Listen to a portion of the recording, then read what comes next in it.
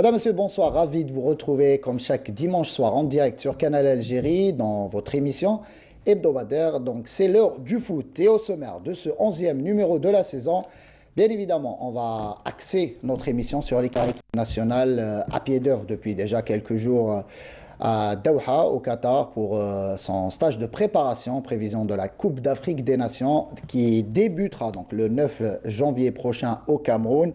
La sélection nationale se prépare tant bien que mal là, pour ce rendez-vous africain, puisque pas mal de soucis pour Djamel Belmadi, avec pas mal d'absences en raison du Covid, des blessés, mais aussi suite à la décision de la FIFA de retarder l'arrivée des joueurs évoluant, notamment en Europe. On reviendra sur ce match qui devait se jouer hier après-midi entre l'Algérie et la Gambie, qui a été donc annulé au dernier moment suite à une décision unilatérale de la fédération gambienne. Par la suite, on aura en principe avec nous, donc on reviendra déjà sur la conférence de presse de Djamel Belmadi, c'était jeudi dernier. On aura par téléphone Saleh Beyaboud, le chargé de communication de la Fédération algérienne de football. Et on parlera de la Liga ensuite avec le CR Belouizdad, leader du championnat, qui a été tenu en échec en déplacement à Hilal Chelromeled, alors que le Paradou Athletic Club continue sans faute, notamment depuis quelques matchs avec une nouvelle victoire en déplacement, cette fois-ci chez le voisin, le Net Hussein-D, victoire 2-0. Le Paradou est deuxième avec 3 matchs en retard et on finira par la Ligue 2 et le RC Kouba continue sa marche en avant avec une nouvelle victoire, cette fois-ci assez lourde, 5-0 face à l'équipe de Ain Defla. Et la GS Borj Mlayen récupère son fauteuil de leader suite à sa victoire en déplacement face à la GSM Béjaïa. Et pour parler de tous ces sujets et ces thèmes, donc j'ai le plaisir d'avoir sur ce plateau le journaliste d'El Moujahid, Mohamed Amin Azzouz. Amin, bonsoir, merci d'avoir accepté notre invitation. Avec grand plaisir. Merci. Et comme tu le sais, tu as toujours été un petit frère pour moi. Merci. C'est avec plaisir que je réponds à tes sollicitations. Je te remercie, Amin, à vos côtés. Donc, Ahmed Laribi, notre consultant. Ahmed, bonsoir. Bonsoir Saïd, d'abord bonne année à tous et puis très heureux de retrouver notre cher ami et frère Amin Azzouz. Effectivement, bonne année à vous tous et à tous les téléspectateurs. Abdelnour Kawa, bonsoir et bonne année une nouvelle fois. Bonsoir Saïd, bonsoir Amin, bonsoir Ahmed. Évidemment, bien sûr, bonne année à tous les Algériens qui se trouvent ici ou à l'étranger. J'espère que cette année, on oubliera un peu le Covid. Ça, c'est un peu, on en a tellement souffert que j'espère que 2022 on aura une très bonne santé quant à cette disparition de ce fléau. Inch'Allah. À ce qui paraît, selon mes informations, Abdelnour Kawa a fait la fête vendredi soir. Oui, bien sûr. À 10h, je me suis couché, tranquille. La santé, c'est la santé qu'on retient le plus, Inch'Allah, comme vous l'avez si bien souligné, Abdelnour. On espère que ce maudit virus partira, Inch'Allah, on l'espère, durant cette année 2022. Et sans plus tarder, donc, on commence par la première rubrique de notre émission, les 3 points de Kawa.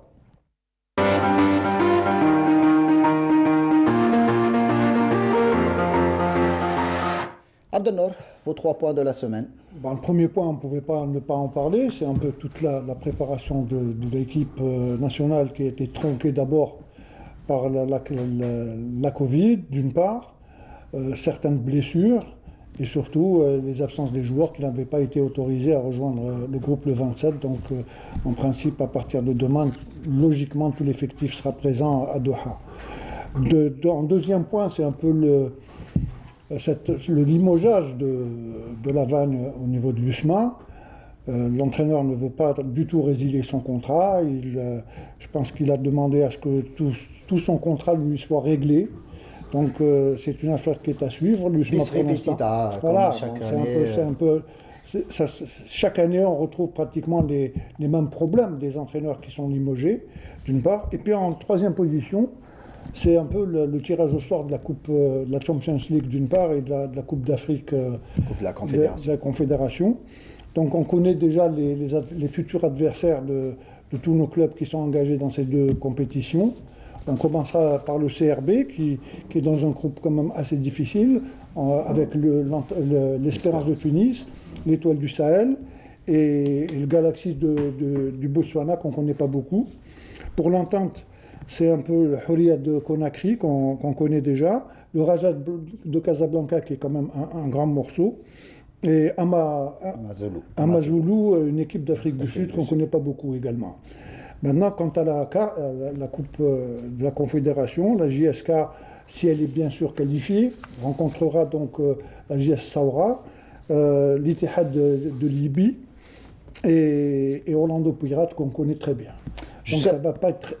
Justement, un petit mot, on va en parler rapidement sur le groupe du CRB Louisette, votre avis, le CRB donc, qui hérite de l'Espérance de Tunis, vous l'avez souligné, Galaxy du Botswana et l'Étoile du Sahel. Comment voyez-vous les chances du CRB dans ce groupe? Ça va être très difficile, hein, concernant pratiquement toutes nos équipes qui sont engagées, puisque ça va être des équipes très difficiles à jouer, à l'image un peu de l'Espérance de Tunis et de l'Étoile du Sahel. On ne connaît pas tellement l'équipe du Botswana, mais il faut toujours se méfier des équipes qu'on ne connaît pas. Donc ça va être, pour moi, le CRB, ça va être un défi de pouvoir se qualifier pour le huitième de finale. Pour les quarts de finale, puisqu'on joue les huitièmes de finale. Ahmed Laharibi, un mot sur l'entente de Sétif, lui qui a hérité donc, du Raja Casablanca, qui semble sur le papier le gros morceau de ce groupe, avec le Huria Conakry et l'Amazulu donc de l'Afrique du Sud. Les clubs de l'Afrique du Sud reviennent en force ces dernières années. Ils reviennent en force, c'est bien souligné Saïd. Et puis il y a aussi le Raja de Casablanca qui n'est plus à présenter. Et puis il y a le Huria de Conakry. Vous savez, la Guinée a toujours donné de très bons clubs. Il y a Huria, il y a Hafia.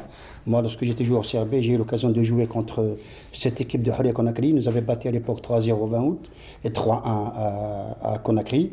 Donc c'est une équipe très redoutable. C'est des joueurs très bons sur le plan technique. Ils ont une technique individuelle hors norme. Et puis il y a cette équipe d'Amazulu qui est de l'Afrique du Sud. Donc on connaît les équipes de l'Afrique du Sud. Et puis si vous permettez, j'ai envie de revenir un petit peu au CRB. Le CRB, il est chanceux parce qu'il va se déplacer en Tunisie à deux reprises. Il n'a qu'un seul déplacement, c'est Botswana. Donc sur le plan de la récupération, c'est bien. Donc par rapport au long déplacement, vous dites que c'est bien d'affronter des équipes maghrébines. Amin Azouz, donc la GS Kabylie, qui devrait en principe se qualifier pour la phase des poules, puisqu'elle aura affronté les Royal Leopards donc, de Swaziland. Le match n'a pas encore été programmé. En principe, ce sera en mois lors de ce mois de janvier.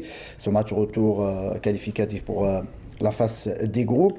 La GSK en cas de qualification donc est tombée déjà avec un club algérien, à savoir la Jeunesse sportive de Saoura. Donc les deux représentants algériens s'affronteront dans le même groupe en compagnie du coup de l'Ittihad Tripoli et Orlando Pirates. Donc, je pense que c'est un groupe assez difficile. Je trouve déjà dommage que par rapport au système du tirage au sort, on retrouve par exemple deux équipes tunisiennes dans le même groupe, deux équipes algériennes en Champions League, deux équipes algériennes en Coupe de la CAF. Il y a les deux clubs de Khartoum aussi qui sont dans le même groupe. Ça reste une énigme au niveau de la CAF. C'est fait exprès pour éviter les longs déplacements par rapport au Covid, peut-être, je ne sais pas. Mais je ne trouve pas normal. Mais ça tue un petit peu le charme, le fait de jouer. Oui, et puis ça peut fausser en cas de. Je ne sais pas, dans le football tout est possible. Il peut jouer la qualification sur ta tête et puis tu es éliminé. Bon, on ne l'espère pas. Je pense que pour la JSK, ça sera un peu difficile parce que jusqu'à présent, la JSK n'a rien prouvé d'intéressant en championnat. L'équipe patauge un peu. Bon, c'est vrai qu'elle compte des matchs en retard, mais bon, pour le moment, elle trouve des difficultés aussi, pour gagner. J'espère que la JSK, qui est un grand club, remontera la pente. Et puis, c'est une équipe sur le plan offensif qui ne montre pas de grandes choses. Donc, même j'ai écouté hier la déclaration de l'entraîneur tunisien de la JSK. Je pense que si les dirigeants veulent que la JSK aille loin dans cette compétition, ils doivent absolument renforcer le compartiment offensif. Mais sinon, par rapport à la Saoura, c'est une équipe difficile aussi à jouer. Et bon, le groupe avec l'Ittihad Tripoli, on sait que les Libyens jouent bien aussi, qu'ils ont un jeu assez agressif. Et Orlando Pirates. Ça ressemble plus à un groupe de Ligue des Champions. Voilà, Orlando Pirates, c'est un adversaire qu'on connaît. C'est presque l'une des meilleures équipes africaines. C'est un club riche, c'est un club professionnel au sens propre du terme, avec ses infrastructures. ses infrastructures, ses gros moyens, etc. Parce qu'on sait qu'en Afrique du Sud, le championnat est professionnel. Donc, je pense que ça sera assez relevé et assez ouvert.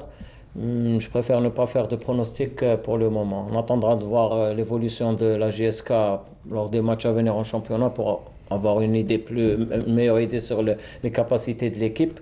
Pour ce qui est de la Saoura, je pense qu'ils ont une bonne équipe. La preuve, ils sont logés à bonne enseigne en championnat. Mais ils ont pris goût à la Coupe d'Afrique aussi. Je crois que c'est leur 3e participation. Donc, ils ont quand même gagné en compétition. J'espère revoir lors de ces matchs-là de Coupe d'Afrique la JSK qu'on a vu lors des tours préliminaires de la Coupe de la CAF, qui nous avait séduit. Ensuite, on a été un peu déçus par. C'est vrai que Amine, pour la défense ses prestations en championnat aussi, c'est qu'il y a eu une intersaison mouvementée avec pas mal de départs. Un effectif complètement renouvelé, quasiment. Mais ça, c'est un staff technique. Saïd, ça, c'est le propre de la plupart des équipes algériennes, et c'est des équipes qui butent sur des problèmes financiers monstres, et donc il y a toujours beaucoup de problèmes dans ces clubs-là. Pour preuve, si l'on prend par exemple certaines équipes comme Brulizane, ils ont joué je crois 2 ou 3 journées avec l'équipe Espoir. Je trouve que c'est un peu inadmissible à ce niveau-là. On en parlera de la Liga Amine, Aziz, tout à l'heure. On va débuter donc la rubrique de l'équipe nationale. On reviendra notamment sur ce match annulé donc face à la Gambie, tout juste après le jingle.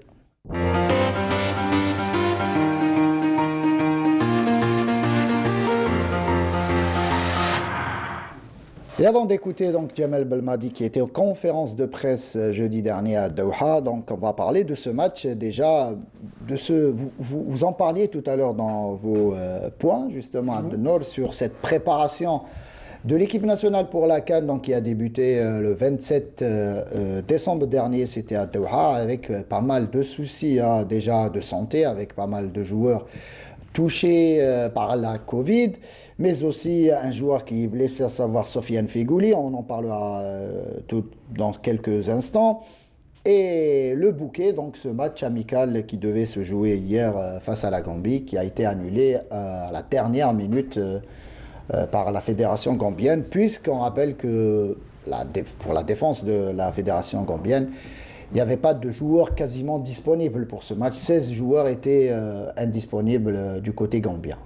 Oui, bien évidemment. Maintenant, si on doit faire la comparaison entre la préparation de l'équipe nationale au Caire en 2019 et celle qui sont en train d'effectuer aujourd'hui, il n'y a pas de comparaison du tout. Donc c'est vrai que de toutes les façons, nous ne sommes pas la seule nation qui souffre de ce problème, de ce fléau d'abord de la Covid, ensuite des joueurs qui ont été retenus par leur club en Europe, qui normalement auraient dû rejoindre leurs équipes respectives le 27 décembre. Malheureusement, ça a été reporté jusqu'au 3, éventuellement peut-être jusqu'au 4, puisque disons que d'ici le 4, tous les effectifs normalement de ces nations seront complets.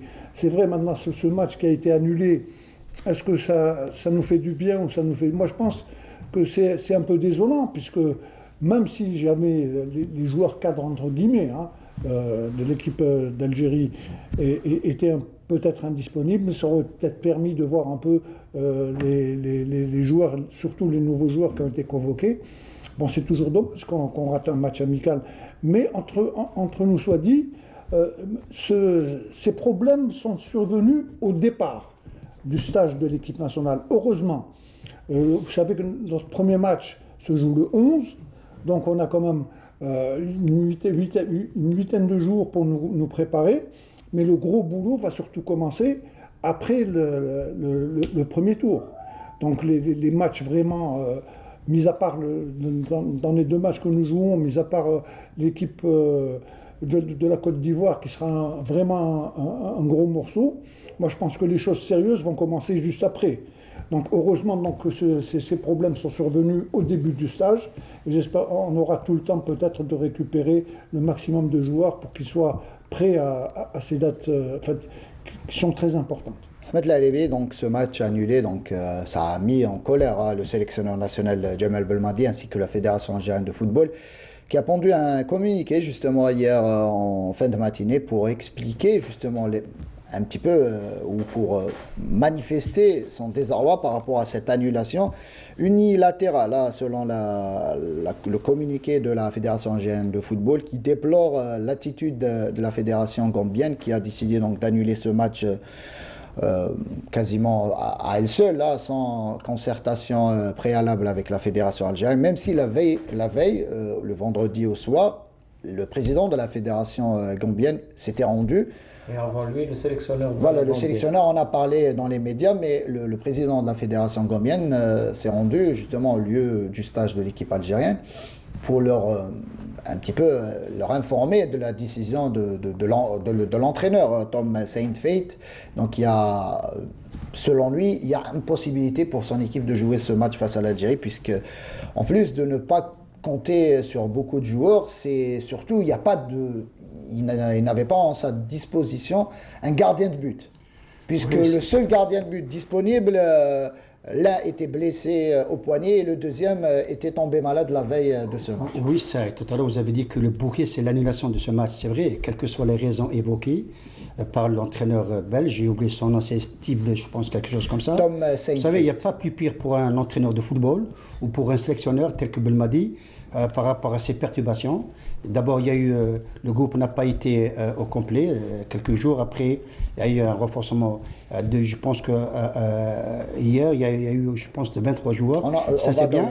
Vous savez, avoir un match annulé comme ça vous perturbe toute votre préparation, parce qu'un match d'application, c'est l'équivalent de plusieurs séances d'entraînement, et d'une. Et de deux, je sais que Belmadi est en colère, parce qu'il aurait envie de jouer ce match, parce qu'avec cette annulation Saïd, c'est toute la préparation de ce stage qui est perturbée. Heureusement que nous avons le deuxième match contre le Ghana. Je pense le 5 ou le 6.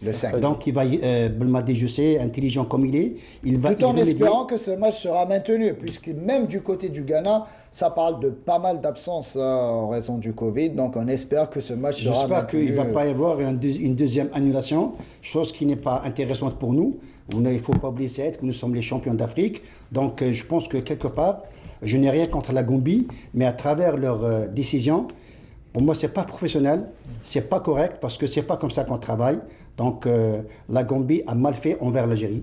Mohamed Amin Azzouz, en parlant de la préparation assez tronquée de l'équipe nationale et notamment ce match annulé, il y a lieu de souligner aussi que pas mal de sélections ont vu leurs matchs amicaux donc annulés au dernier moment. Si on doit parler de la Côte d'Ivoire aussi, qui actuellement la Côte d'Ivoire s'entraîne avec 8 joueurs seulement. Il n'y a pas eu l'arrivée des autres joueurs, donc ça reste un souci. C'est vraiment terrible, et puis la Covid a causé beaucoup de problèmes à la CAN, avant qu'elle débute.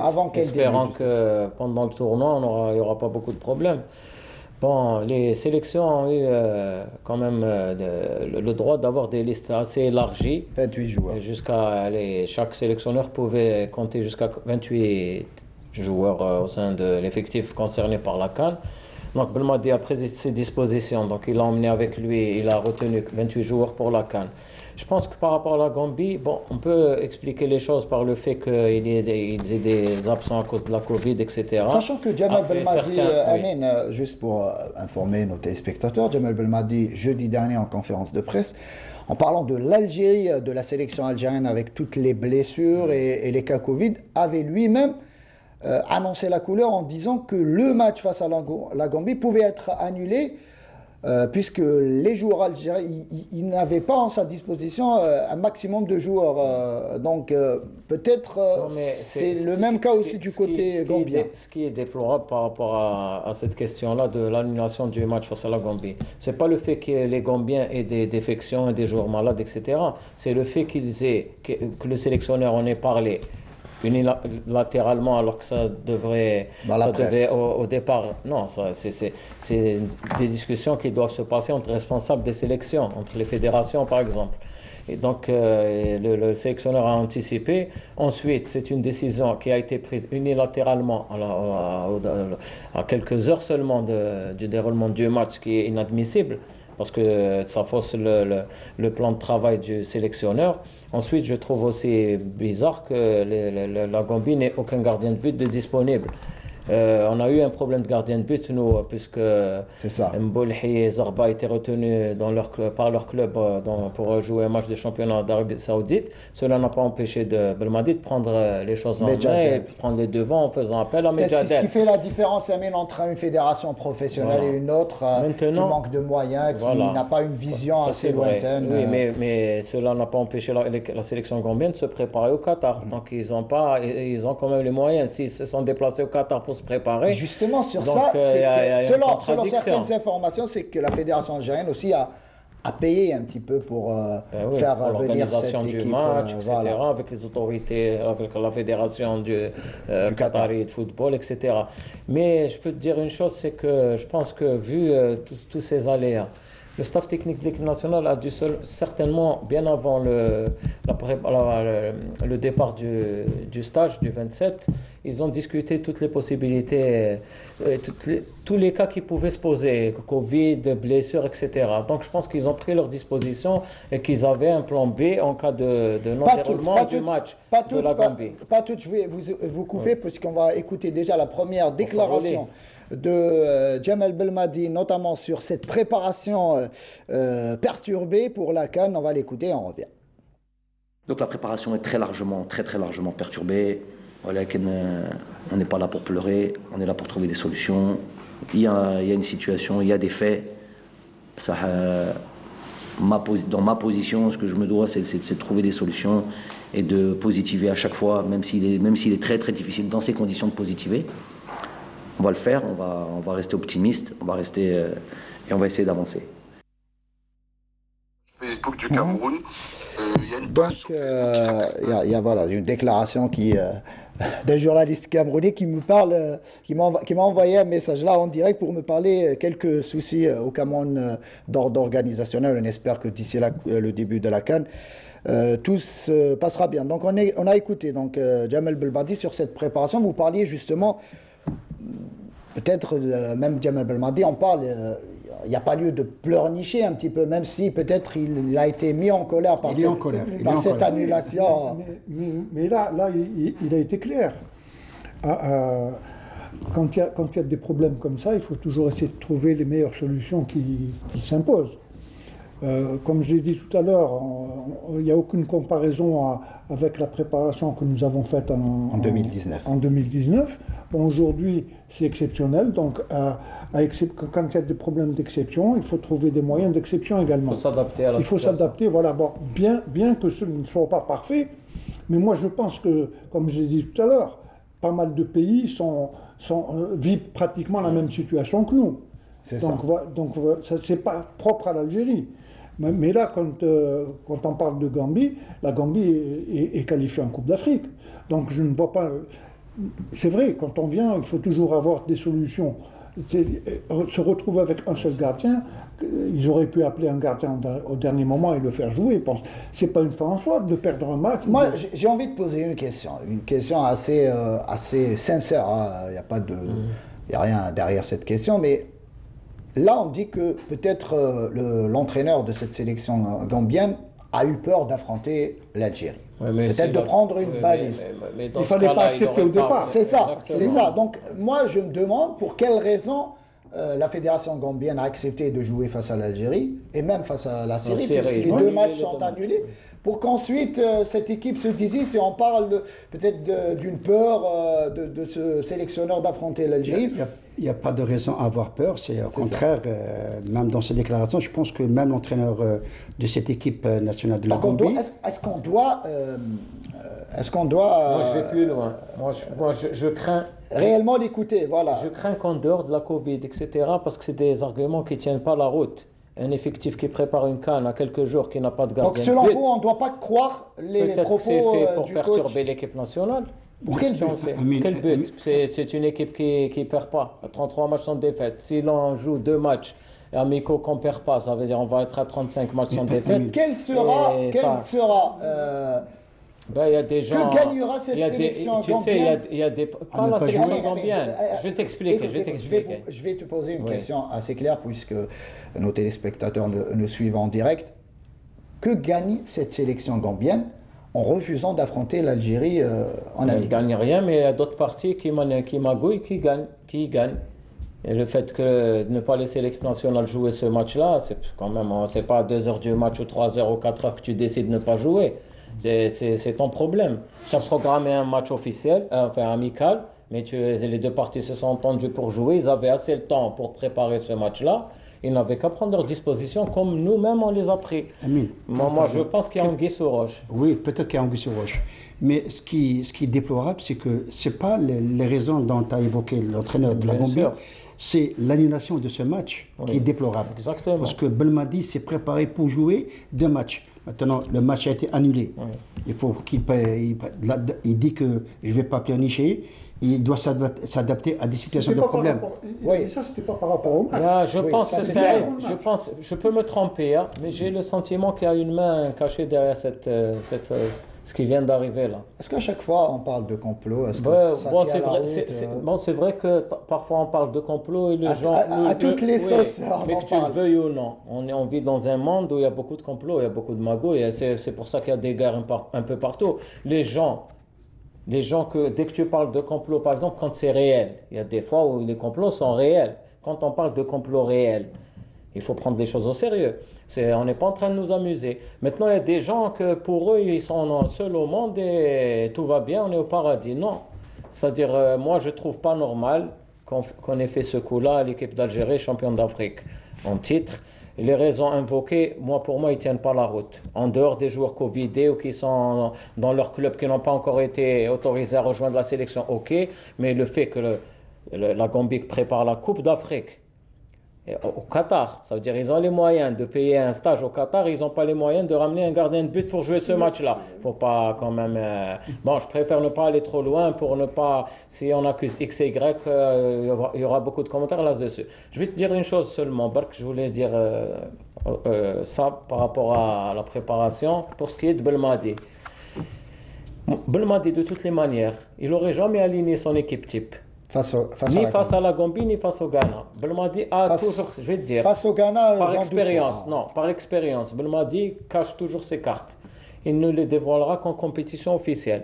Il est assez intelligent pour pouvoir utiliser les joueurs qu'il veut utiliser en tant que titulaire à partir du premier match de la Sierra Leone, mais il ne dévoilera pas ses cartes lors de ses matchs amicaux. Vous avez parlé Autre chose, Saïd, et je termine. Malgré toutes ces perturbations, je pense que l'équipe d'Algérie sera fin prête dès le départ. Pourquoi? Parce que même l'équipe A', elle n'a pas eu le temps de se préparer, elle n'a même pas eu le temps de se regrouper.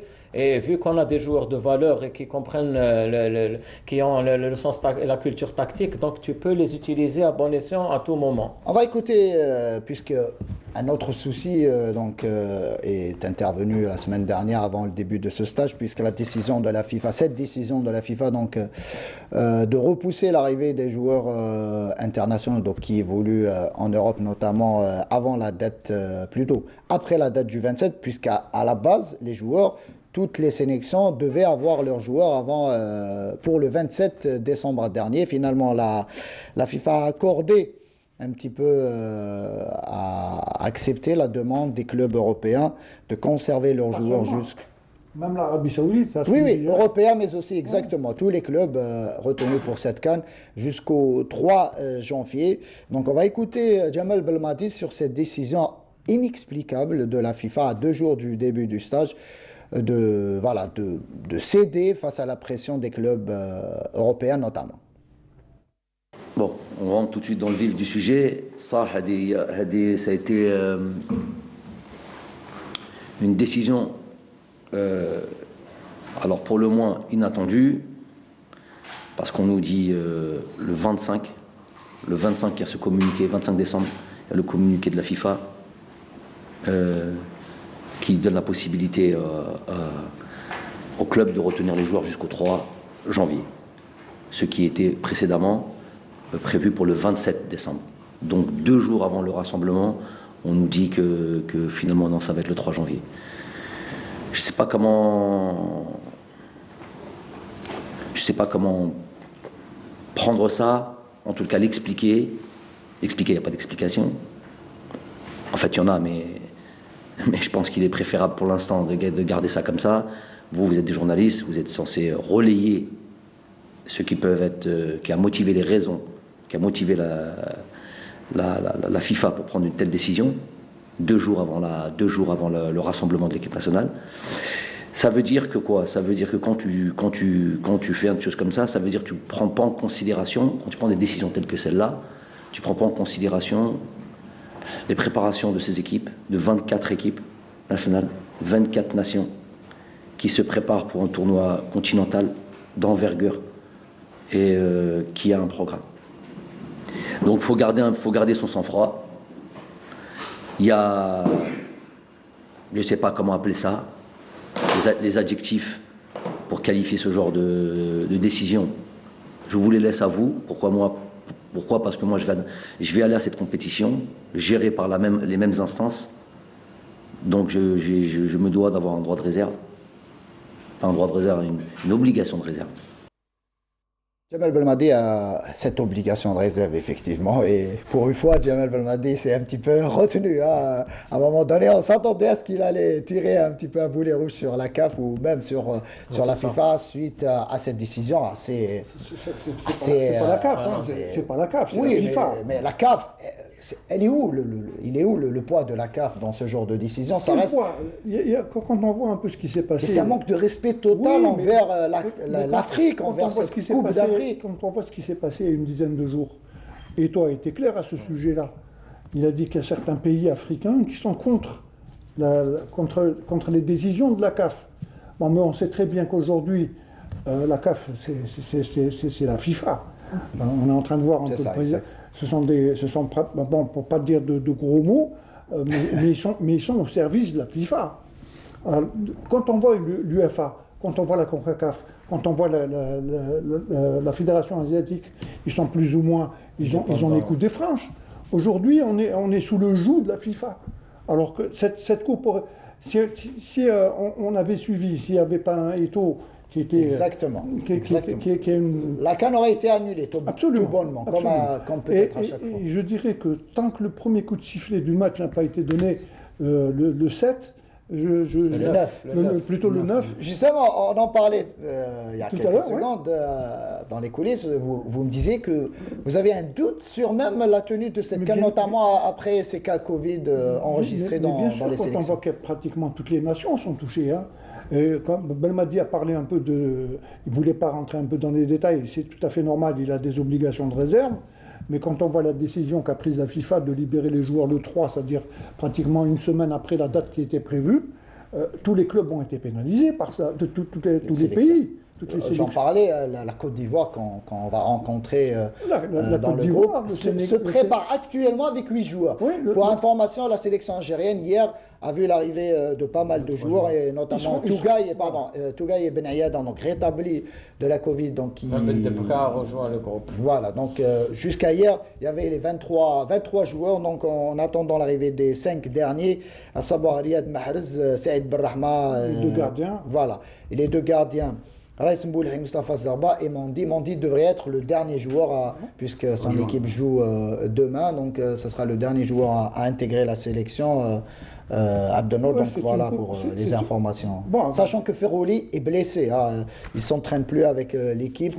J'espère. Il y a de bonnes nouvelles, apparemment. Il a effectué des examens supplémentaires. Mais il risque fortement de rater le premier match, oui, selon mais les dernières pratiquement, il est hors de danger et sa participation n'est plus compromise. Parce qu'il a effectué des examens approfondis qui n'ont rien révélé de grave. Jamal Belmadi en a parlé jeudi dernier, sans le citer, mais en disant qu'un joueur cadre pouvait rater la CAN, mais au final, selon comme vous l'avez souligné... Moi, ce que je voulais rajouter par rapport à ce que vient de dire Kawa, personnellement, je ne pense pas que la CAN sera reportée. J'y crois fermement, parce que la Coupe arabe a eu lieu des nations, la Coupe d'Europe a eu lieu, il n'y a pas de raison pour...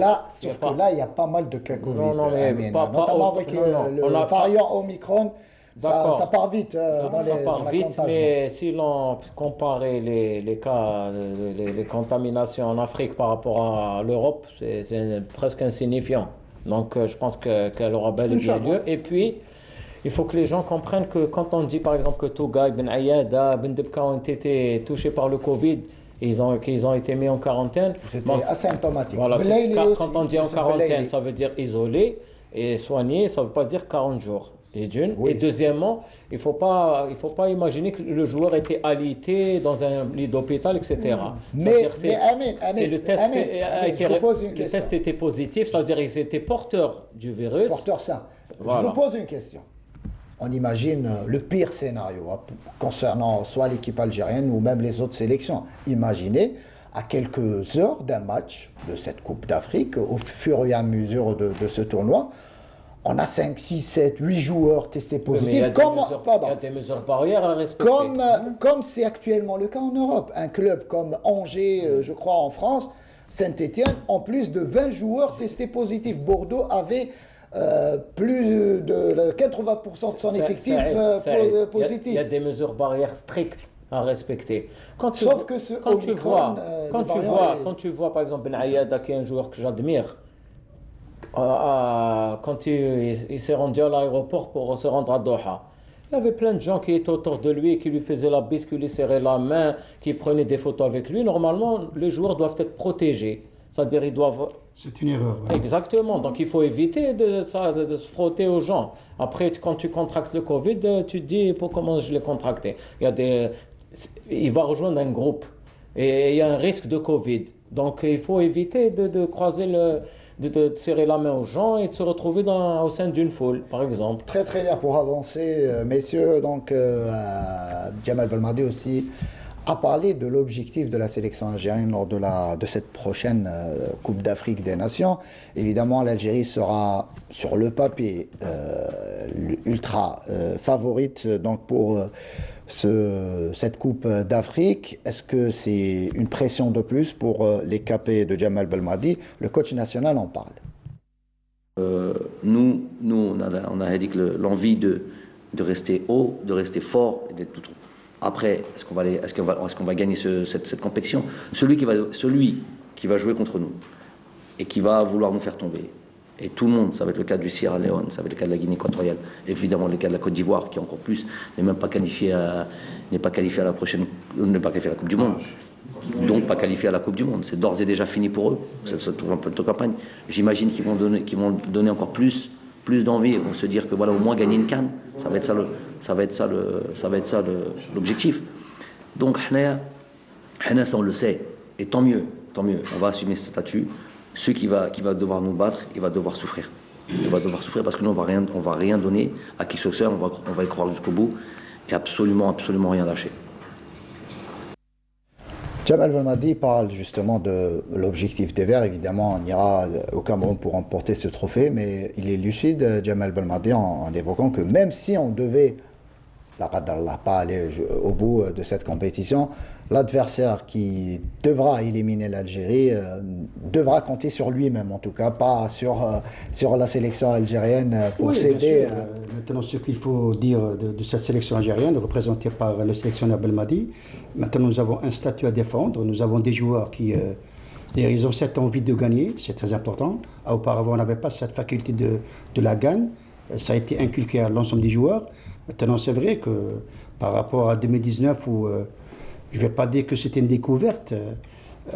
Maintenant, on va être attendu, Saïd. Donc, Est-ce que c'est une pression supplémentaire sur les épaules des joueurs, notamment le fait d'être attendu en tant que notamment détenteur du trophée? Bon, je pense qu'avec cet état d'esprit, ce n'est pas une pression. Donc, au contraire, c'est positif. Tout à l'heure, Belmadi en a parlé.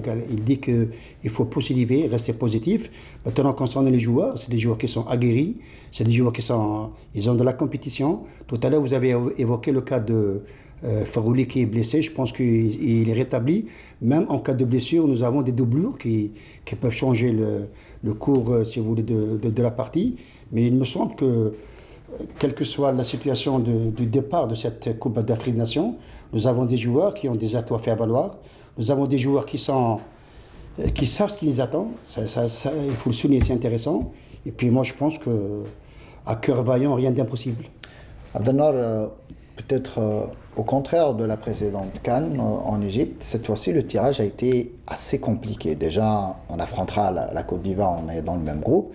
même au huitième de finale, on risque de tomber face à un ténor d'Afrique. Il se peut qu'on affronte le Nigeria, l'Égypte ou le Mali. Donc déjà, dès les huitièmes de finale, ça risque d'être très très difficile, pas uniquement pour l'Algérie, mais pour toutes les sélections Bien sûr, mais là, africaines. on ne va pas aller à cette Coupe d'Afrique avec la fleur au fusil.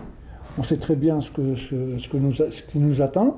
C'est vrai qu'en 2019, ça n'a pas été une surprise l'Algérie finalement. Elle n'était pas parmi les favoris.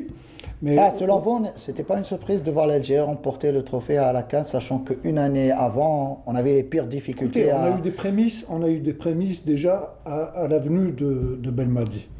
On a vu une équipe qui s'est transformée de match en match. Et permettez-moi de vous dire qu'en 2019, ça n'a pas été facile. On n'a pas joué avec n'importe qui. On a joué le Nigeria, on a joué le Sénégal 2 fois, on a joué quand même pas mal de grands pays. Donc on a réussi à nous imposer à l'époque. Aujourd'hui, avec l'expérience de la Coupe 2019, plus les joueurs qui sont venus en renfort également, il ne faut pas l'oublier qu'il y a quand même des joueurs qui ont une capacité extraordinaire de pouvoir, comme l'a dit tout à l'heure Ahmed, si Forouli n'est pas là, il peut y avoir Ounes, s'il n'y a pas Ounes, il peut y avoir... Donc, justement, le premier match, il y aura l'absence officielle déjà de Smaïl Ben Nasser qui est suspendu pour cumul de cartons. Forouli est quasiment out déjà pour le premier match. C'est pas mieux, hein, ça va permettre de souffler un peu. Hein, moi, comme je l'ai dit tout à l'heure, le Sierra Leone et la Guinée équatoriale, bien que ce ne soit pas, il ne faut pas prendre ces matchs-là à légère, mais ça ne va pas être le même match qu'on va livrer contre la Côte d'Ivoire, ou plus tard, en se qualifiant, Inch'Allah, contre éventuellement le Maroc ou n'importe. Aujourd'hui, je pense qu'on a toutes les armes nécessaires pour pouvoir prétendre à aller le plus loin possible, sinon de remporter cette deuxième Coupe d'Afrique consécutive. On est en train de voir un peu tous les pays participants à cette Coupe d'Afrique. C'est vrai qu'il y a on va retrouver le Sénégal, on va retrouver le Nigeria, le Maroc, la Tunisie, l'Égypte. Donc, c'est des grandes nations. Ne pensez-vous pas que depuis 2019, ces sélections que vous venez de citer ont pris plus d'assurance en les sent plus forts qu'il y a 2 ans, il y a 3 ans de cela? Non, quand on prend le cas de l'Égypte, quand on a vu en 2019, on avait dit que l'Égypte était favorite. Finalement, ils sont passés à la trappe au premier tour. Donc c'est pas au premier tour, enfin, quand on dit au premier tour, mais ils pouvaient aspirer à aller en finale. Le Maroc, c'est la même chose. Pas mal de pays étaient favoris à cette époque-là. Aujourd'hui, on retrouve des grands pays comme, moi je vous l'ai dit, le Sénégal. Si on doit rejouer le Sénégal, ça va pas être le même match qu'en 2019. Aujourd'hui, d'abord, on est en train de vivre une situation exceptionnelle. Donc il faut trouver tous les remèdes nécessaires à ce que notre équipe soit la plus performante possible pendant tous les matchs qu'elle va livrer. Donc aujourd'hui, moi je peux dire, quand on entend le Belmadi parler, je pense que c'est assez encourageant. Et comme je reviens un peu à ce qu'avait dit tout à l'heure Ahmed, on a des joueurs qui sont quand même beaucoup plus aguerris. Et on l'a vu de match en match, on monte en puissance. J'espère que ça va être la même chose pour cette coupe. Sur le cas... Juste pour la petite précision, qu'a dit tout à l'heure Belmadi, pour pouvoir nous battre, il faut être plus fort que nous. C'est ça. Moi, je pense être dans la peau d'un favori. Bon, on est favori, super favori, comme tu l'as dit. C'est les autres sélections qui nous mettent déjà en favori. Mais dans l'esprit des joueurs, c'est le même état d'esprit avec lequel ils ont abordé tous les matchs. Et la CAN 2019, c'est-à-dire eux, ils vont pour gagner, pour arriver jusqu'au bout et ramener la coupe. Donc, ils ne vont pas se mettre dans la tête qu'ils sont super favoris. Ça serait une erreur. On peut compter sur Belmadi sur ça. Voilà. Et puis, ce qu'il y a de... Bon, rapidement, Amine, on va écouter. Toutes les équipes vont se battre. Il n'y a pas que nous qui... Mais il y a une particularité chez ce groupe algérien. Il y a une grinta supérieure à celle des autres sélections. Il y a, je ne sais pas, comment te dire ça? C'est quelque chose qui fait la différence. Cette détermination d'aller chercher. Il y a la grinta et il y a la qualité des joueurs. Et puis, il y a en dehors des qualités des joueurs, parce que je ne vais pas répéter ce qu'ont dit Kawa et Ahmed, c'est que nos joueurs, quand ils jouent un tournoi, quelque part dans leur esprit, dans leur pensée, ils sont en communion avec le peuple algérien. Il ne faut pas oublier ça. C'est comme la molécule en chimie. C'est ce qui fait notre force. Voilà, donc ils ont toujours à l'esprit, ils veulent faire plaisir au peuple algérien. Donc ça leur donne davantage de force. la plupart l'ont affirmé à la fin, après la consécration en Coupe arabe. En Coupe arabe, effectivement, Amine. Donc, l'Algérie pourra compter sur cette CAN, sur son maître à jouer, Youssef Belaïli, étincelant lors de la Coupe arabe. Youssef Belaïli qui se trouve toujours sans club, puisqu'après la résiliation de son contrat avec le club du Qatar Sporting Club, il n'a pas encore opté pour on parle de pas mal de clubs, mais pour l'instant rien de concret. Et justement, par rapport à cette situation, Jamal Belmadi en parle. Donc Youssef, sa situation, sa situation contractuelle, ça lui appartient. On a pu en discuter. J'ai pu lui dire ce que j'avais à lui dire concernant cette situation-là. Mais voilà, je ne sais pas si d'ici le début du tournoi ou notre départ au Cameroun, il aura réglé sa situation contractuelle. Je lui souhaite parce que c'est pas la meilleure des choses de démarrer un tournoi alors qu'on est sans club. Maintenant, c'est des décisions que lui il a prises, lui et son entourage. Voilà. Al-Mohim, je sais que quand on va démarrer le tournoi ou quand on va partir pour le Cameroun, il sera مركز على البطولة ولا المباريات. Donc ما عنديش شك في هذا الشيء. Youssef Belaïli, justement, sera prêt, selon Jamal Belmadi. Il l'a dit même par la suite dans cette conférence de presse en disant que Youssef Belaïli, c'était un joueur assez anormal, en disant qu'il n'était pas comme les autres joueurs et quand il porte le maillot national, il se transcende, c'est quasiment un autre joueur, ce n'est plus le Belaïli qu'on voit en club. On a besoin d'une forte adrénaline. Youssef a cette particularité, si je peux me permettre, de ne pas avoir cette pression supplémentaire. Lui, la pression, il ne connaît pas. Oui, tout à fait. Et puis, il prend plaisir. Là, je suis vraiment très peiné pour lui parce que heureusement qu'il doit être. Pourquoi vous dites vous êtes peiné? Non, parce qu'il n'a pas de club actuellement. Je pense que c'est lui qui est maître de son destin. Lui-même, je pense qu'il est en train de prendre son temps. Il va jouer une CAN, mais il n'a pas de club. Est-ce que c'est un problème vous, les anciens joueurs, débuter une CAN au risque de se blesser. Il peut... Tout peut arriver. Voilà, tout peut arriver. Il risque de se blesser. Et quand on est sans club, c'est compliqué. Est-ce quand on est joueur, même si Belaïli, peut-être, on le sait comment il réfléchit un petit peu, mais on sait comment il réfléchit, mais le fait de jouer une CAN, et comme je le disais plus tôt, risque de se blesser, pas mal. Voilà. Est-ce que ça un petit peu, ça va le titiller? Moi, je ne pense pas. Avec la mentalité de Youssef, bon, je l'ai connu en 2009-2010 au niveau des sélections locales. Quand on parle de pression, les gens disent ils disent qu'il ne subit pas de pression. Si, il y a de la pression, mais elle est positive. Donc quand on parle de concentration, c'est quelqu'un qui est quand même assez conscient de ce qu'il a à faire sur le terrain. Donc c'est pas n'importe quoi. Maintenant, vous m'avez posé la question de savoir quelle va être un peu sa réflexion quand il est sans club. Aujourd'hui, moi, je suis persuadé qu'il n'est pas en train du tout de réfléchir. Il est dans une bulle. Il est dans une bulle, il se prépare pour cette Coupe d'Afrique. Mais quand les clubs vous appellent, là, il est en plein stage, le mercato. Il a son papa, voilà. Il a son papa, et je crois qu'il y a un. Laissez-moi poser la question. Actuellement, le mercato a débuté officiellement. Oui. Même si son papa ou un autre agent s'occupe de son cas, il est évident que durant même la compétition, on va l'appeler, on va lui proposer notamment les offres des clubs qui s'intéressent à lui. Ça peut un petit peu le chambouler. Je pense que ça va le transcender encore. Bon, espérons que ça va se faire avant le coup d'envoi de la CAN. Du premier match. Il ne reste que 10 jours avant le premier match. Je peux vous dire d'ores et déjà que maintenant, il est concentré sur la sélection. Le club, ça viendra après. On n'en doute pas, Ahmed.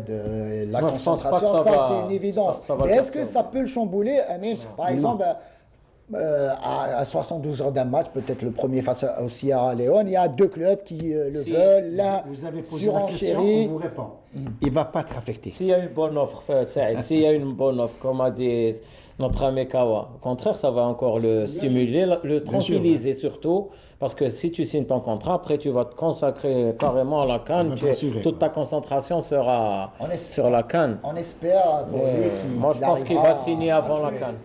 Parce que juste après, si on devait aller à la CAN, je vous donne la parole, si on devait aller jusqu'à la finale se tiendra le 7 février, là, le mercato européen serait déjà ça va se faire, je clôturé. pense, avant le coup d'envoi. On a eu un cas comme ça en équipe nationale, bon ça remonte un peu à loin, c'était le fameux match retour Algérie-Maroc au Maroc. 5-1. Non, ça remonte à longtemps. On avait un joueur qui s'appelait Natouri et qui avait, la fédération à l'époque avait fait une bêtise en lui envoyant un téléx en lui disant que son contrat devait être signé le plus rapidement possible avec Sedan. Alors qu'il était on était au Maroc, on préparait le match contre le Maroc et dans la préparation, quand on le voyait, on s'est dit si jamais il joue tout seul, on bat le Maroc. Et bien quand il a eu cette nouvelle, il était absent. Pendant le match, il avait l'esprit ailleurs. Il avait l'esprit ailleurs. Pendant le match, il n'a absolument rien fait. Donc ça c'est pour vous dire un peu des joueurs. Voilà, mais Youssef, je pense que au contraire, c'est un battant. Il veut toujours prouver qu'il est pratiquement parmi les meilleurs joueurs. Je pense que pour moi, c'est le meilleur joueur de l'équipe nationale. Oui, non seulement ça, mais il veut prouver qu'il est encore toujours là. Et Jamal Belmadi, il est revenu aussi sur la liste des 28 joueurs retenus pour cette CAN. Et on le disait même sur ce plateau depuis déjà quelques numéros. Pas mal de nouveaux joueurs, ou des retours surtout, notamment des joueurs qui ont brillé lors de la Coupe arabe, avec un Sofiane Bendebka qui a pris place notamment dans ce groupe à la place de Boudaoui, qui n'a pas été retenu, et d'autres joueurs, les matchs de Tougaï et Chetti, Yassine Brahimi, donc qui reviennent dans ce groupe. Et Jamal Belmadi s'y dit un petit peu surpris par la belle prestation de Bendebka lors de cette Coupe arabe, mais aussi de l'émergence de Tougaï et Chetti. On l'écoute. Le vrai joueur, on va dire le vrai joueur qui a été pour moi la vraie, entre guillemets, surprise dans sa performance. Bendebka. Parce que dans sa performance, je le connaissais évidemment, puisque quand je suis arrivé, je jouais au Mouloudia d'Alger, qu'il a joué avec l'équipe A-Prime, qu'il a fait les qualifications pour la CHAN, donc je connaissais le joueur. Je trouve que ces 2 années, ou son année et demie en Arabie Saoudite, l'a fait passer dans une autre sphère. Et je trouve qu'il a énormément progressé. Et sur cette compétition, il a vraiment montré l'étendue de ses qualités et des choses qui ont fait qu'aujourd'hui il est présent avec nous.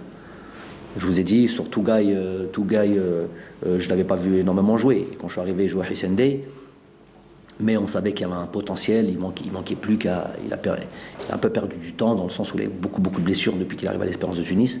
Donc Echechi, on connaissait évidemment, même si on l'a vu bizarrement. Vous voyez, quand on revêt le maillot de l'équipe nationale, il y a d'autres choses qui sortent en nous, parce qu'il était en difficulté déjà avec son club d'Espérance de Tunis. Et même quand il jouait avec l'Espérance de Tunis, croyez-moi, pour avoir suivi ces matchs-là, il n'était pas au niveau où on l'a vu sur cette compétition. Donc ce qui est très bien. Donc sur la totalité et sur l'objectif et là déjà la préparation qu'on a pu avoir avec Majid et la concertation qu'on a pu avoir sur cette compétition, on a obtenu résultats positifs de partout. Amin Assouz qui parle beaucoup lors des passages des déclarations. Il est à l'aise. Il est turbulent et je pense que c'est la dernière fois qu'on l'invite puisqu'il fait, il fait pas mal de bêtises. Amin Assouz, je vais vous poser la question. Alors, sur Bendebka, justement, il a été assez bluffant dans cette Coupe arabe. On ne l'attendait certainement pas à ce niveau-là, même si moi personnellement, l'ayant connu, notamment ce qu'il était honnête, c'est un battant, peut-être qu'il n'a pas eu la carrière qu'il devait avoir, et le fait d'avoir rejoint l'Arabie Saoudite, ce championnat, et justement vous en parliez au moment des déclarations de Jamal Belmadi. Il était dans un club pas tellement huppé. Mais le niveau du championnat a fait que... Moi je retiens ce qu'a dit Jamal, que pendant les 2 ans, puisqu'il le connaissait, il était au Mouloudia avant de partir en Arabie Saoudite. Et au Mouloudia, il était bon aussi. Il a été bon, il a été même capitaine d'équipe pendant plusieurs matchs. Mais moi, je retiens ce qu'a dit donc Jamal Belmadi le concernant, c'est qu'en une année et demie ou 2 ans qu'il est en Arabie Saoudite, il a énormément progressé. Tactiquement surtout. Ça prouve, voilà, ça prouve que en Arabie Saoudite, il y a un travail qui se fait. Vous connaissez très bien le championnat. Absolument. Et donc, c'est pas étonnant de C'est un championnat pas si mauvais que ça, comme le pensent certains. Pardon ? C'est un championnat pas si mal que ça. Mais bien sûr, Voilà. il y a des équipes. Et notamment les infrastructures en Moi, termes Infrastructures, moyens financiers, le joueur est plus tranquille. Des équipes algériennes, si jamais ils devraient aller jouer en championnat saoudien, ils auront beaucoup de difficultés. Donc c'est pas une surprise que Bentebra soit au niveau de cette équipe nationale. Donc je pense que il a encore beaucoup de choses à faire et j'espère qu'il aura sa chance de pouvoir s'exprimer dans cette Coupe d'Afrique. Vous pensez qu'il peut être un titulaire dans cette équipe de Jamal Belmadi, sachant pourquoi je vous pose la question, et je l'ai dit même la semaine dernière au sein de ce même plateau, il a un petit peu le profil d'un Guedioura. Guedioura qui, depuis la CAN 2019, a disparu un petit peu des radars avec une grave blessure, puis après il était son club. Et depuis l'absence, depuis le départ, si on doit dire les choses ainsi, de Guedioura, on sent un milieu de terrain de l'équipe algérienne assez pas fébrile, mais on ne le sentait pas avec cette force comme avant, parce que un peu déséquilibré. voilà, un Guedioura avait cette faculté d'être un joueur box-to-box, ce que Zerouki Ramiz ne l'est pas, puisque c'est un style complètement différent de jeu. Alors que tu parles sur le plan de l'impact physique. Exactement, l'impact physique, et la récupération notamment. Et Bentebka a cette ressemblance dans le jeu. Oui, tout à fait. Vous avez touché du doigt, parce que connaissant le mode de fonctionnement du sélectionneur Jamal Belmadi, quand il parle de quelqu'un, ça prouve que... Et c'est rare de trouver Jamal Belmadi en train d'encenser un joueur de la sorte. Lui qui dit que ça a été l'une des surprises. À vouloir l'encenser Saïd, je peux vous dire qu'il va être rentrant lors des premiers matchs. Et puis Bentebra a gagné en maturité. C'est vrai, on parle de Bentebra, mais on n'a pas parlé de Brahimi, qui a fait une coupe arabe extraordinaire. Bon, je trouve que Brahimi, malgré son âge, il a retrouvé cette force mentale qui lui a permis de jouer tous les matchs.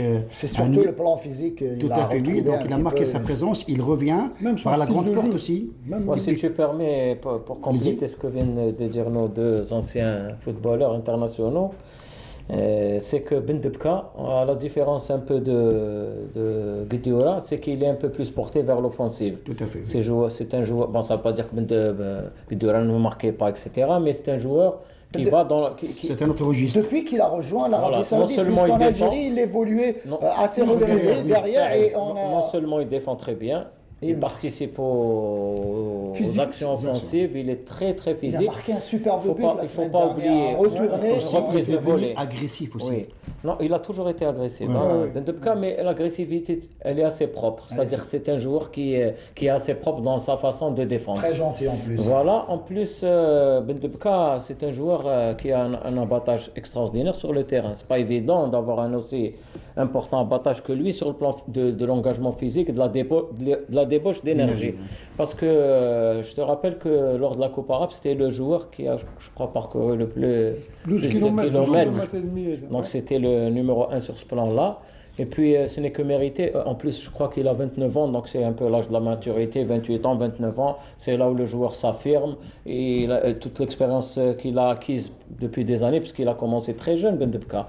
Donc ce n'est qu'une juste récompense pour lui. Et je crois bien que, comme l'a dit Ahmed, que Belmadi pourra compter sur ses services. Abdennour Chetti et Tougaï, là aussi, c'était une belle surprise lors de cette Coupe arabe avec un Tougaï enfin épargné par les blessures qui enchaîne les matchs, et Chetti pareil, qui reste l'une des valeurs sûres dans cet échiquier. Quitte à me répéter encore une fois, Belmadi ne convoque pas les joueurs pour leur faire plaisir.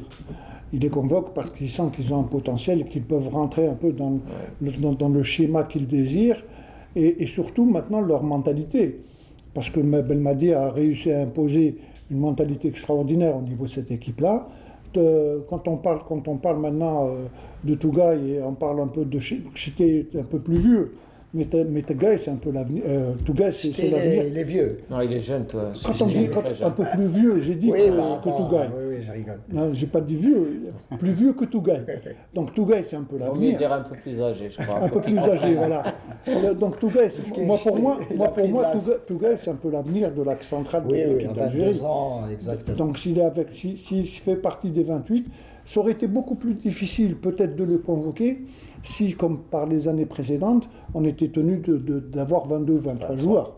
Donc là, avec cette liste élargie, je pense qu'il a largement sa place au milieu de cet effectif. Au final, la Coupe arabe a beaucoup servi à Djamel Belmadi. Là aussi, ça lui a permis notamment de faire une revue d'effectifs. Voilà, une revue d'effectifs, des joueurs qui ont enchaîné des matchs. Ouais. À travers Bougara, bien sûr. À travers Bougara, évidemment, la liste était établie entre les deux coachs et justement, notamment Brahimi, vous en parliez tout à l'heure, et c'est Brahimi qui revient en force et qui peut justement apporter un style nouveau à cette sélection, puisqu'on a vu depuis quelques stages, Djamel Belmadi, lui qui n'aime pas beaucoup axer son jeu sur un 10 à l'ancienne, si on doit parler ainsi. C'est le style Sayoud aussi. C'est le style Sayoud, exactement. Mais là, Brahimi l'a quasiment forcé à être... Brahimi a changé énormément de style de jeu.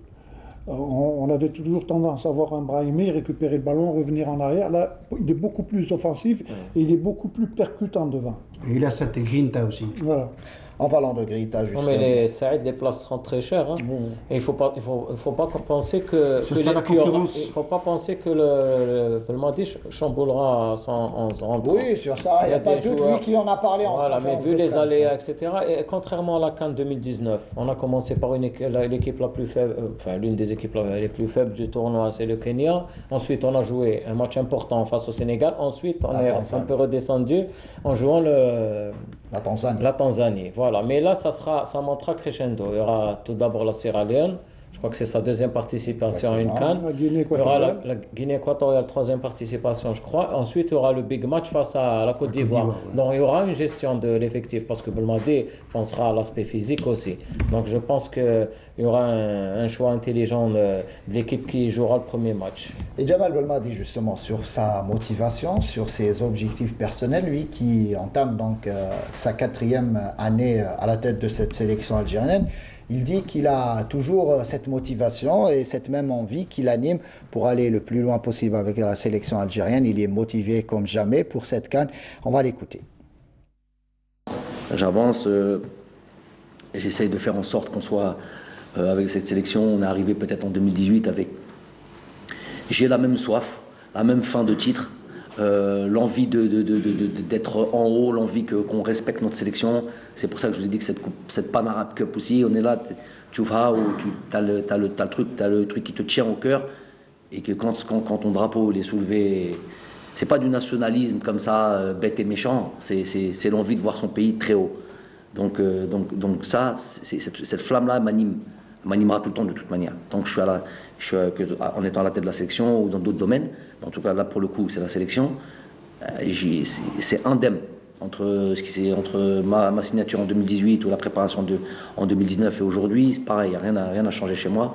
Encore plus l'envie, parce que je sais qu'on va avoir de l'adversité, qu'on va avoir du monde qui nous attend. Encore plus l'envie de se surpasser, de se dépasser, de se dire que même avec ça, avec ce statut-là, eh ben on va répondre présente. Ça, c'est ce qui m'anime. Et Inch'Allah, c'est ce qui anime les joueurs. Et je sais qu'ils ont envie de faire un grand tournoi. Vous l'avez écouté, Djamel Belmadi, messieurs, sur la motivation, sur sa motivation pour cette CAN. On a tendance à...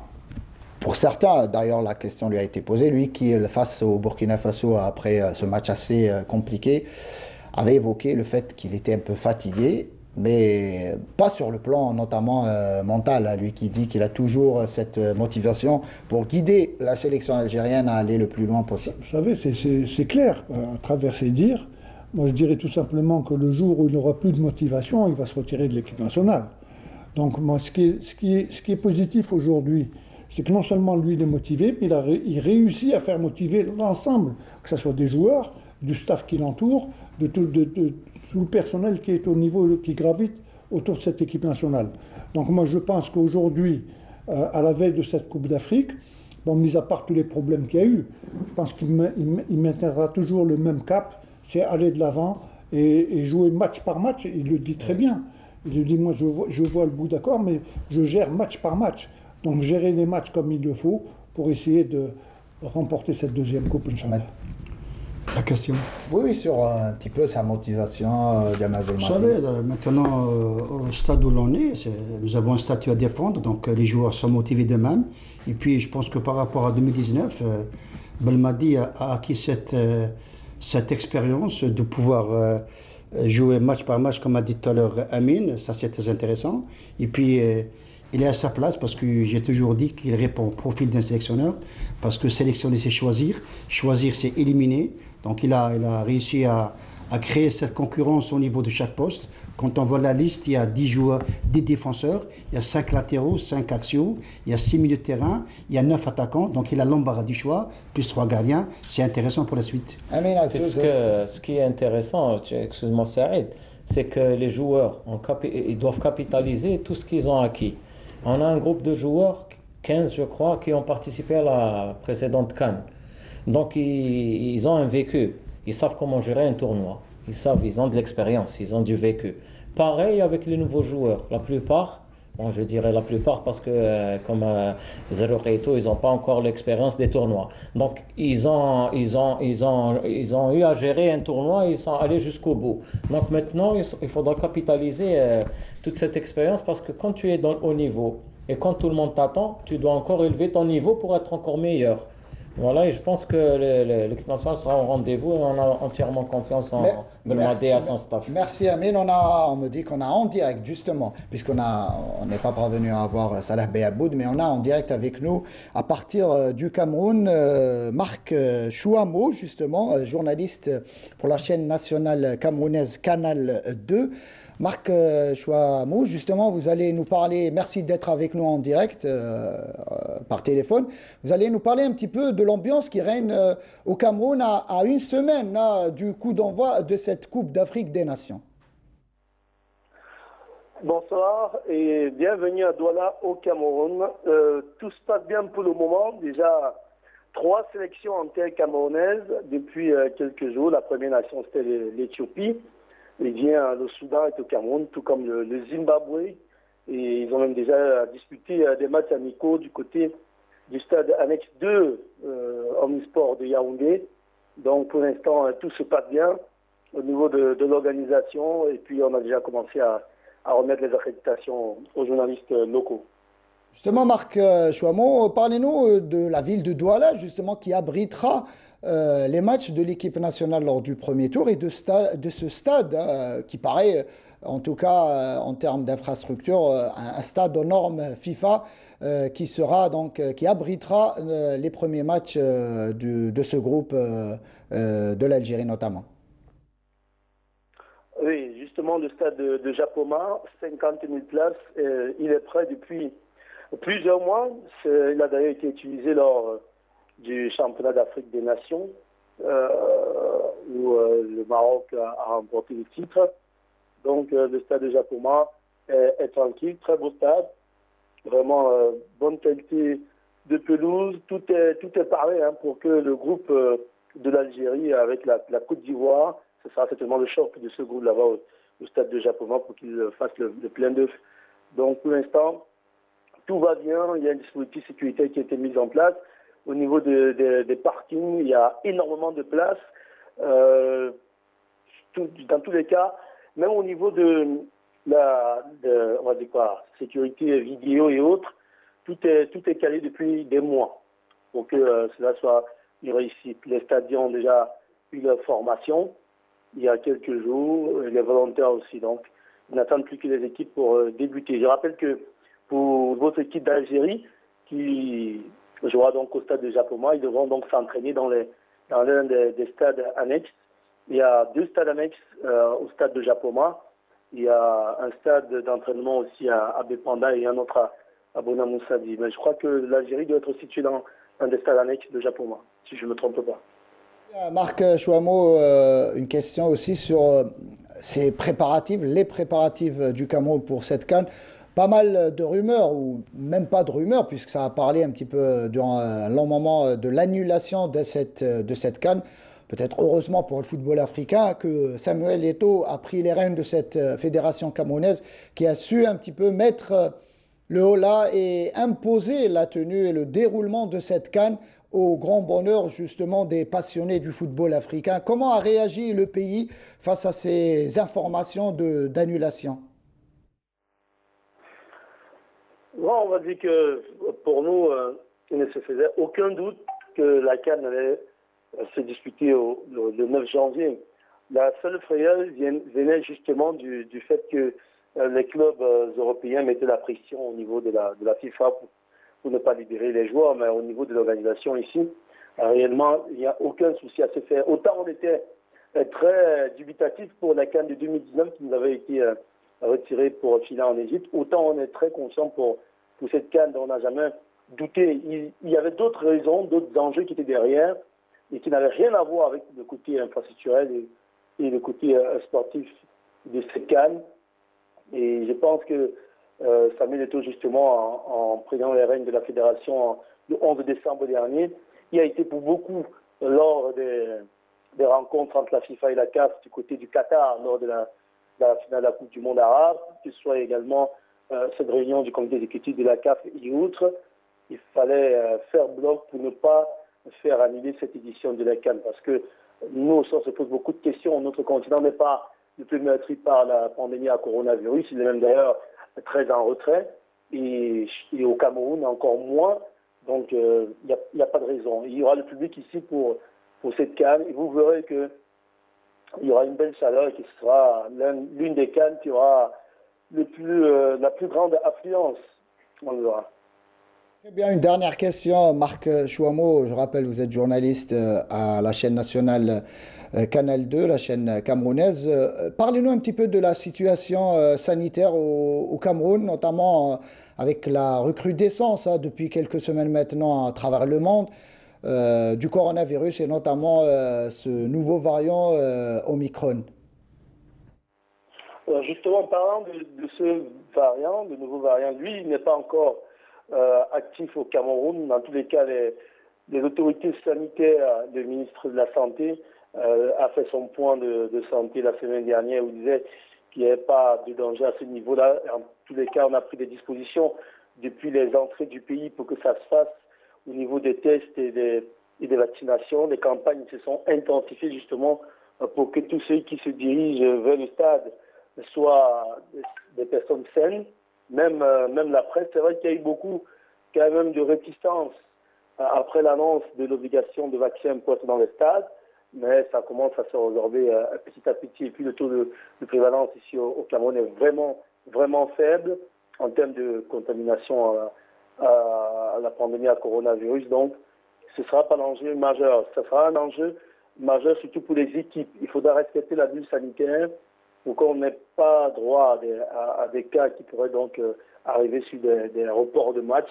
Donc les équipes doivent vraiment, vraiment respecter les bulles sanitaires et tout devrait bien se passer puisque lors du CHAN, on a organisé le CHAN en dehors du cas sur la RDC où il y avait ces cas de Covid. Je crois que pour le reste de la compétition, tout s'était bien passé. Si on fait mieux au niveau du dispositif et si on est plus sérieux, il n'y a pas de raison que ça ne se passe pas bien.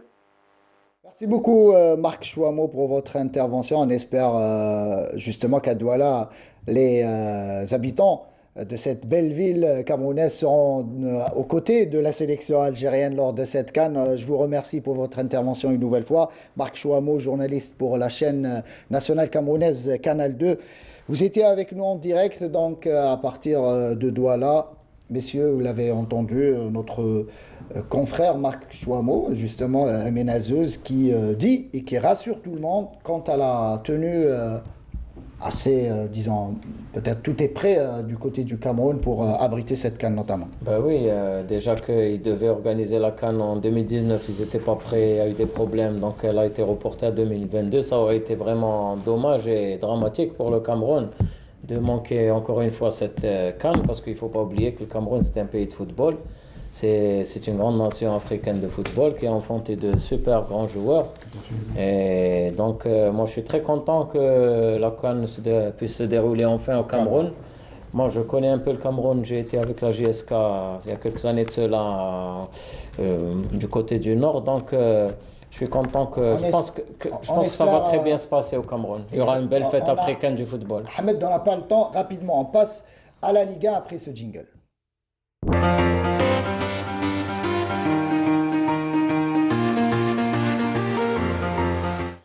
Et visiblement, j'ai beaucoup de perturbateurs ici. Je leur dis qu'on n'a pas le temps, mais ça discute.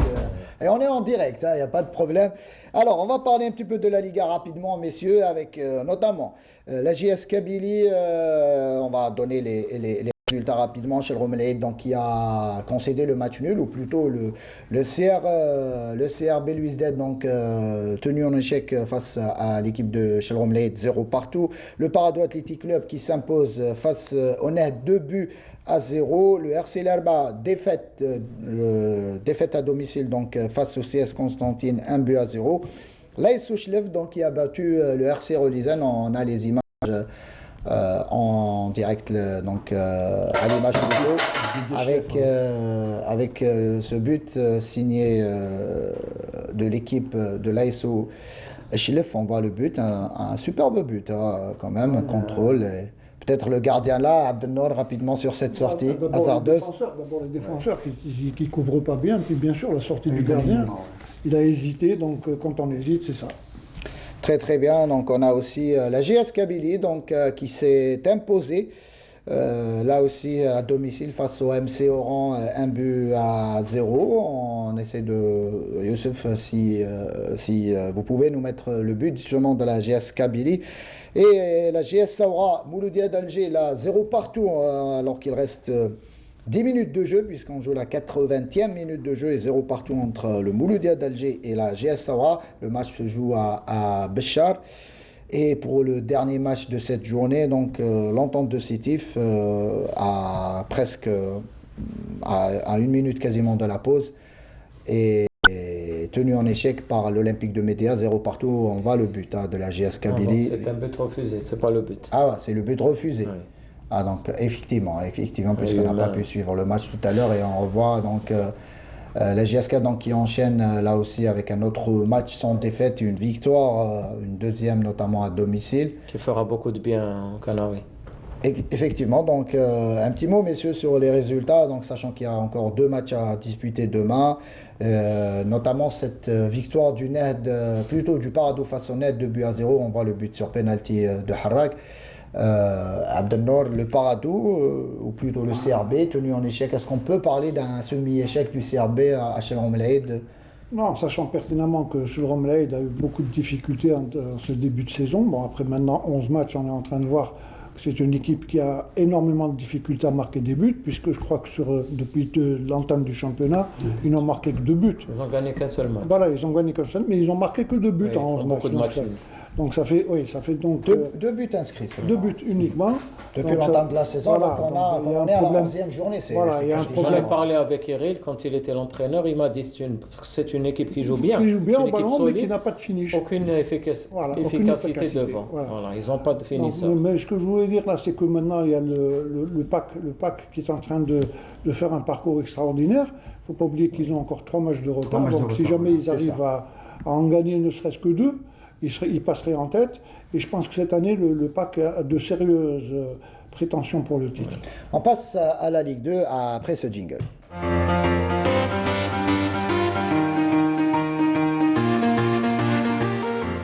Et la Ligue 2, messieurs, avec évidemment, vous le savez, il y a 2 groupes pour cette Ligue 2 cette saison, avec un groupe centre-est et centre-ouest. On commence par le centre-ouest avec le RC Kuba, donc, qui continue donc, son cavalier seul en tête du classement avec une nouvelle victoire et large victoire face, on l'a vu, le but de Ahmed Gasmi, donc victoire face à Indefla, 5-0 à Menazouz, le RC Kuba, donc voilà, face à la Lanterne Rouge, un seul point au compteur. Le RC Kuba, 28 points.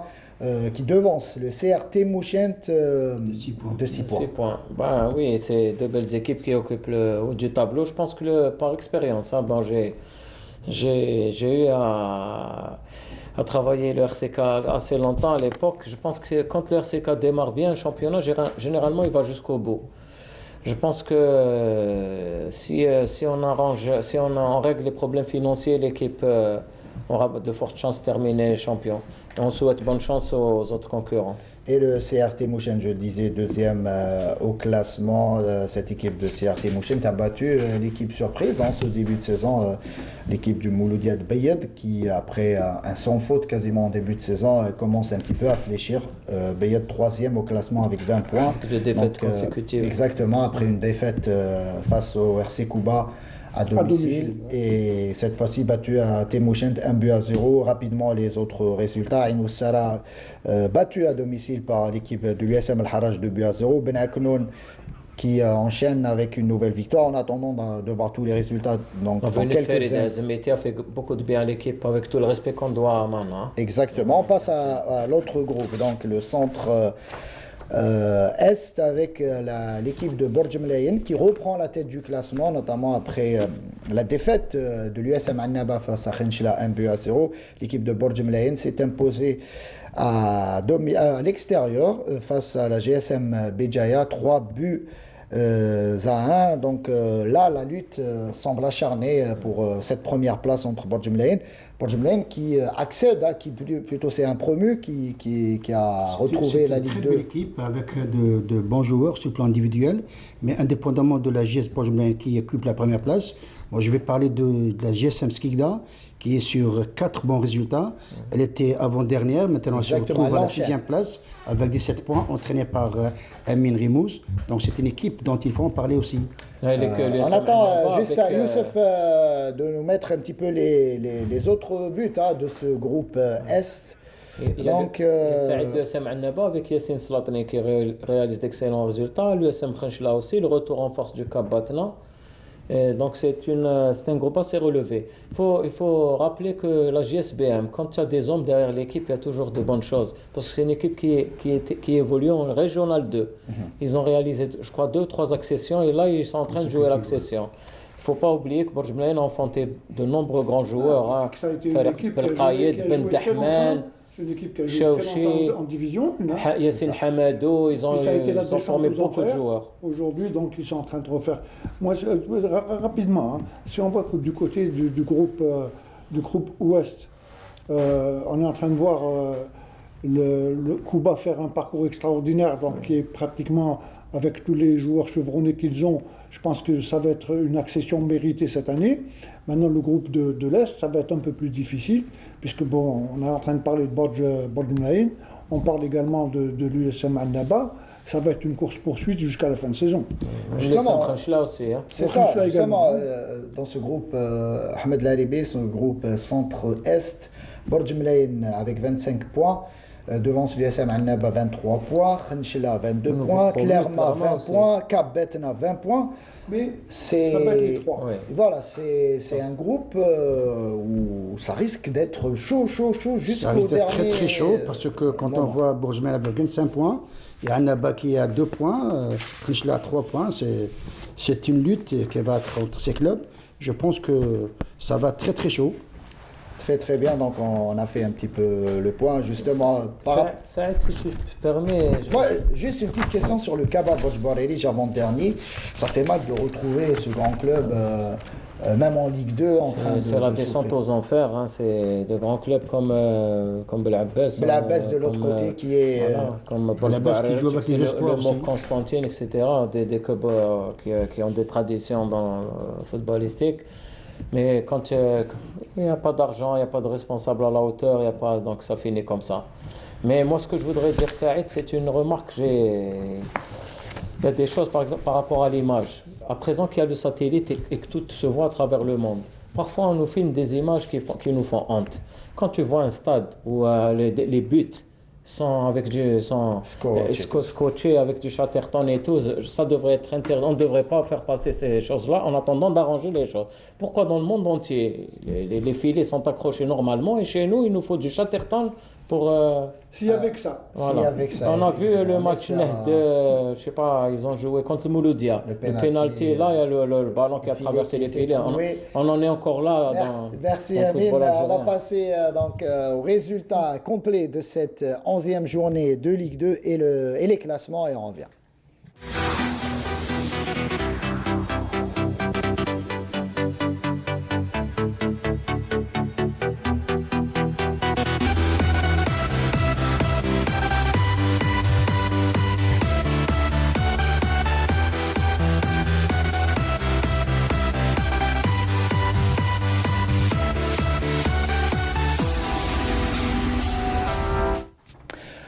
On arrive, messieurs, à la fin de ce 11e numéro donc, de la saison. Abdelnour Kawa, merci d'avoir été avec nous comme chaque dimanche. Merci, et puis j'espère qu'on pourra reparler de cette CAN plus tranquillement et puis avec de bons résultats.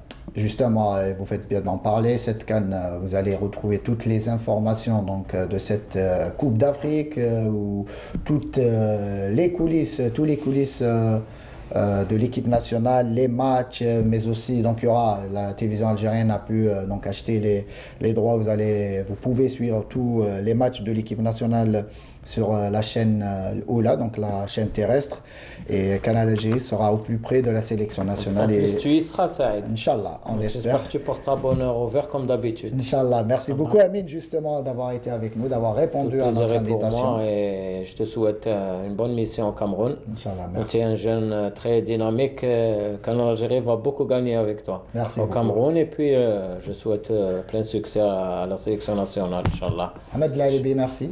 Merci à vous, Saïd. Je pense qu'on a passé un bon moment. Et puis, je sais que vous allez partir dans quelques jours au Cameroun. Inch'Allah. Si vous arrivez à croiser Eto, passez-lui les grands bonjours. Ah, d'Ahmed Lalibi, pas de souci, je n'y manquerai pas. Merci à toute l'équipe technique donc, qui avait à la réalisation de ce 11e numéro de la saison, à réalisatrice, donc Amal Ben Batouch, Youssef Issaed de Script, rédacteur en chef Mokhtar Hammani, ainsi qu'aux journalistes qui ont travaillé pour ce numéro. Je profite de l'occasion aussi pour souhaiter un joyeux mariage.